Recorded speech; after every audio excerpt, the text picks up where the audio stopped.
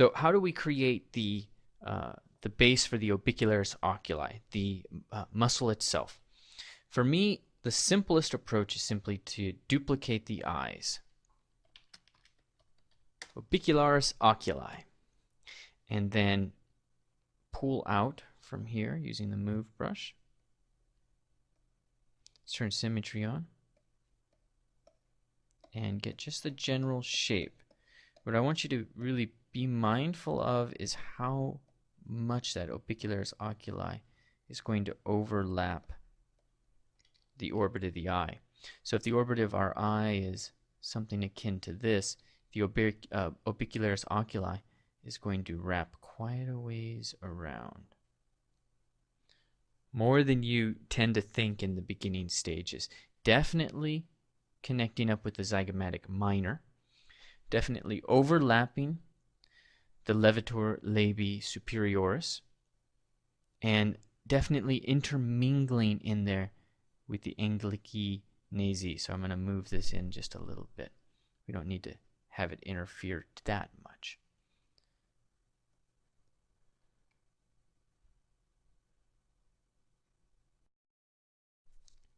Dig in until you can find the orbit of the eye and really just give that eye some prominence for most of its width. And do not spare the rod with this one. Just push this in, get that inner cavity defined. Pull out when you encounter skeletal structures, but it's better to add the thickness with knowledge than to just have some inflated portion in there that you're not sure about.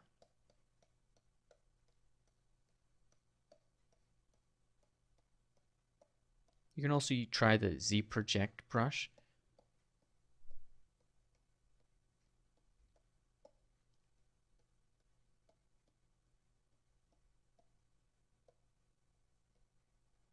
But I find this just as easy.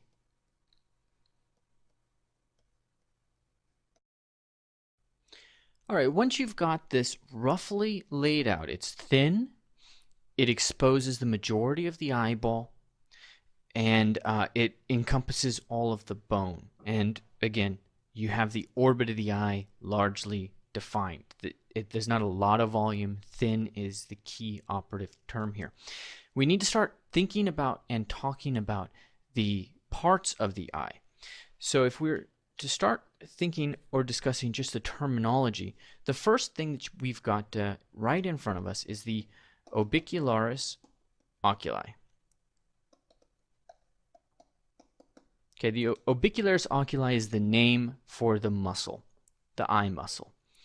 But there are several parts to this that you want to keep in mind. There is what's known as the orbital part and the palpebral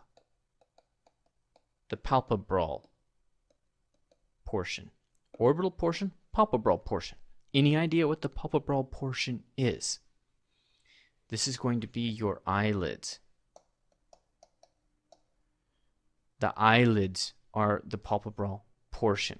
The orbital portion is all of that which is touching the orbit, the skeletal structure around the eye.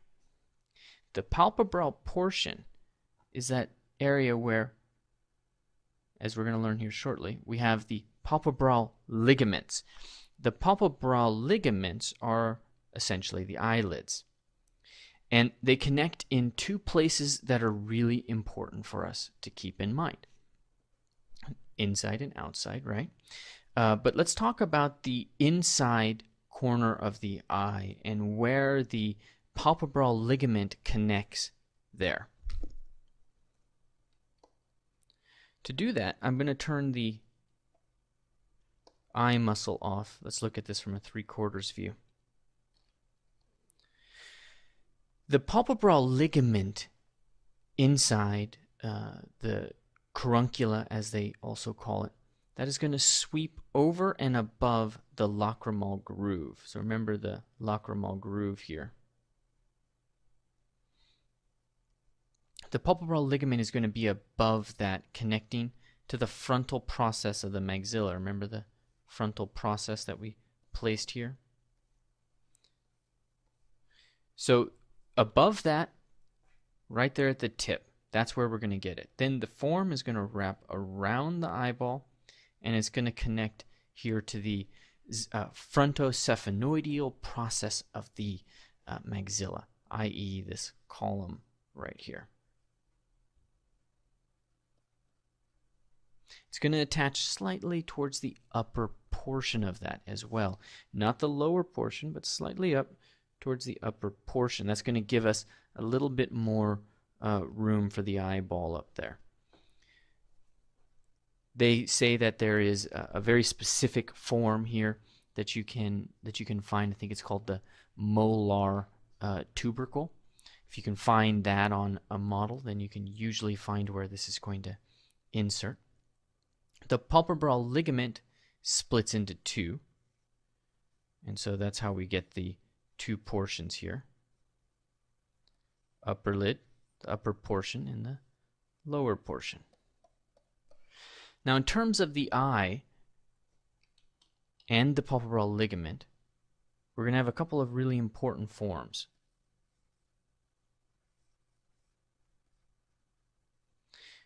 The lower portion of the eyelid, you're going to see this as we go, but this is going to be largely conforming to the eyelid itself, and the shape that you have in there is going to be designed to hug that form, hug that eyelid. Then we're going to have another form that's going to come out, and this is going to bridge the distance with the orbit of the eye. So we're going to have these two portions of that lower eyelid that we look at, and those are largely mirrored up here as well. We have the one portion,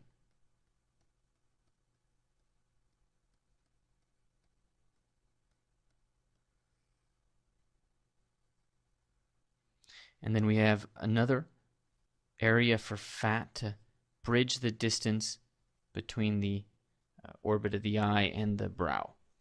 So let's take a look at this in a little bit more detail on the Obicularis oculi. First thing I'm going to do is try to find the upper eyelid, and I'll do that with clay buildup and just sketch from left to right.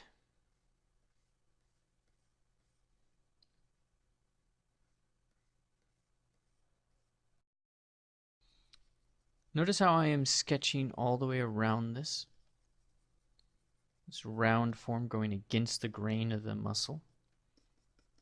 It's just to round it.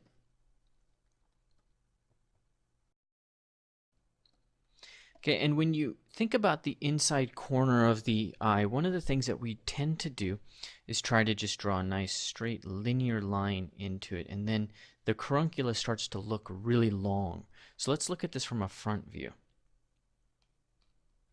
You know, it's not bad, but something's wrong. So what I want you to make sure that you do is separate that eyelid, that palpebral ligament. I'm describing the anatomy, but I want you to forget about the anatomy for a moment. And I want to make sure that there is a form in between them,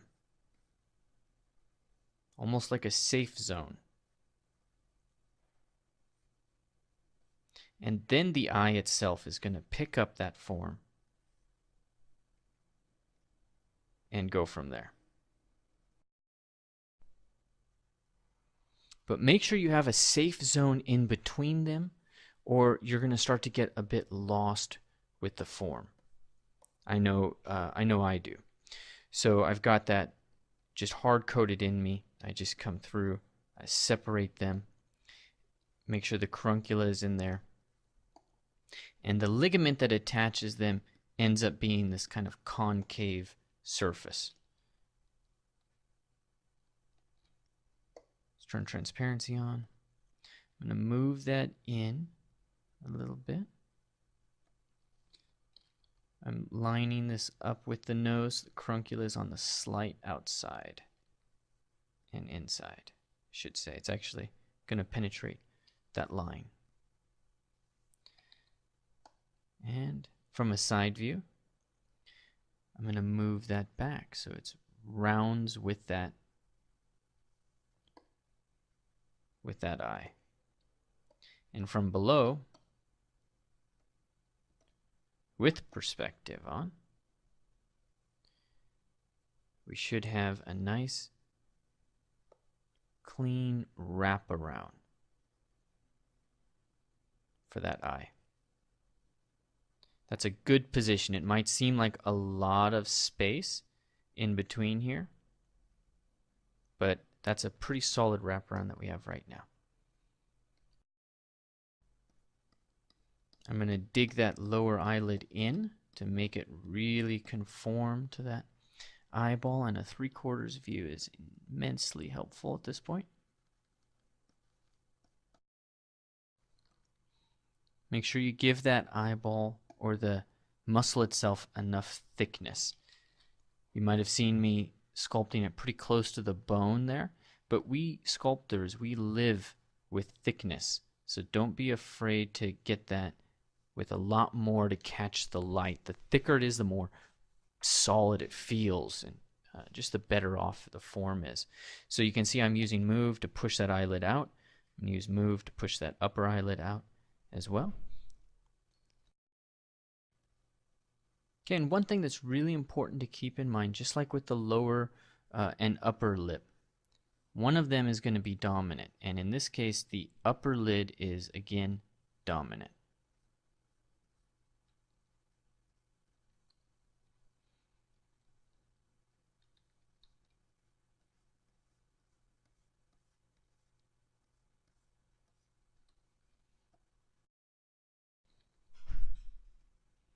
Okay, I'm going to put a line in here to separate that upper eyelid.